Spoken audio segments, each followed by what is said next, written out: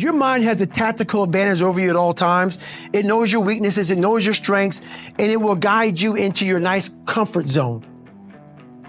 We have to reprogram our mind to get a different vantage point, so then you know how to be in charge of yourself versus your mind being in charge of you. But let's say I'm training for a 100-mile race and I get to mile 50 and I feel like shit. And like everybody else, my mind gets soft. Why? Because I'm human.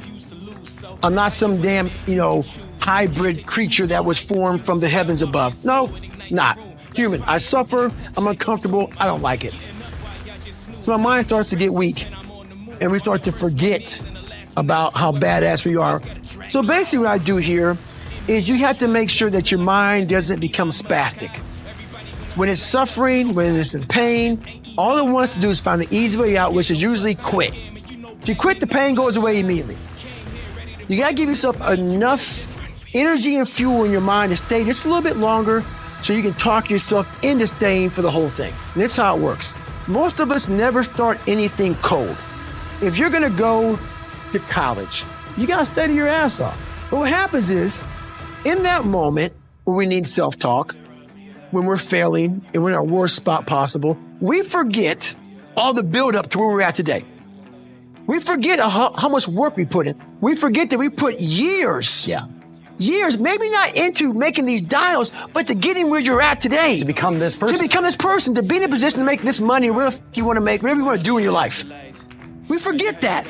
We forget that journey on what it took for us to get in this moment to make the right decision. So my self-talk is this: okay, I want to get the f*** out of here, man. I'm done. Then I remember this.